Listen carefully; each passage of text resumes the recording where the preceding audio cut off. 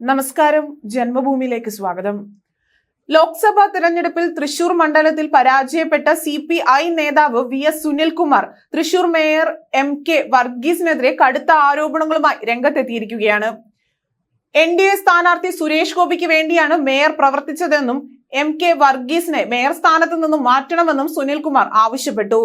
കഴിഞ്ഞ തിരഞ്ഞെടുപ്പിൽ ഇടതുപക്ഷ മേയർ എന്ന നിലയിൽ MK വർഗീസ് പ്രവർത്തിച്ചില്ല എന്നും ഇടതുപക്ഷത്തെ സഹായിക്കുന്ന നിലപാട് സ്വീകരിച്ചില്ല എന്നും ആയിരക്കണക്കിന് കോടിയുടെ വികസനം നടത്തിയിട്ടുള്ള ഇടതുപക്ഷത്തിന്റെ MLA ആയിരുന്ന താൻ ഇവിടെ മത്സരിക്കുമ്പോൾ അത് പറയാതെ NDA സ്ഥാനാർത്ഥിയുടെ മഹിമയെക്കുറിച്ച് മേയർ പറഞ്ഞു. എന്നാൽ മേയറുടെ പേരിൽ ഇടതുപക്ഷ ഐക്യം തകർക്കാൻ താല്പര്യമില്ല എന്നും സുനിൽകുമാർ കൂട്ടിച്ചേർത്തു. മറ്റൊരു മാധ്യമത്തിന് നൽകിയ അഭിമുഖത്തിൽ മേയർ MK വർഗീസ് ലോക്സഭാ തിരഞ്ഞെടുപ്പിൽ പിന്നിൽ നിന്ന് കുത്തിയെന്ന് സുനിൽകുമാർ ആരോപിച്ചു. തൃശൂരിലെ തോൽവിയിൽ പോലീസും പങ്കുണ്ട് എന്നും സുനിൽകുമാർ ആരോപിച്ചു. പൂരം പൊളിക്കാനുള്ള സംഘപരിവാർ അജണ്ടയിൽ പോലീസ് കമ്മീഷണർ വീണുവെന്നും പൂരത്തിൽ വെടിക്കെട്ട് മാറ്റുന്നതടക്കമുള്ള തീരുമാനങ്ങൾ കമ്മീഷണർ സ്വന്തം നിലയ്ക്ക് സ്വീകരിച്ചു. പൂരം നടത്തിപ്പിൽ പ്രവർത്തന പരിചയമുള്ള പോലീസുകാരെ കമ്മീഷണർ പൂർണ്ണമായി മാറ്റി നിർത്തിയെന്നും സുനിൽകുമാർ ഇതോടൊപ്പം ആരോപിച്ചു.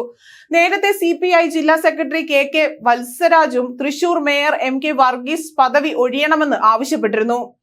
സുരേഷ് ഗോപിയെ തിരഞ്ഞെടുപ്പ് പ്രചരണ സമയത്ത് പുകഴ്ത്തിയ മേയറുടെ നടപടി വിവാദമായിരുന്നു. വിവാദമായപ്പോൾ സുരേഷ് ഗോപി മാത്രമല്ല 3 സ്ഥാനാർത്ഥികളും ഫിറ്റാണ് എന്ന് അദ്ദേഹം തിരുത്തി.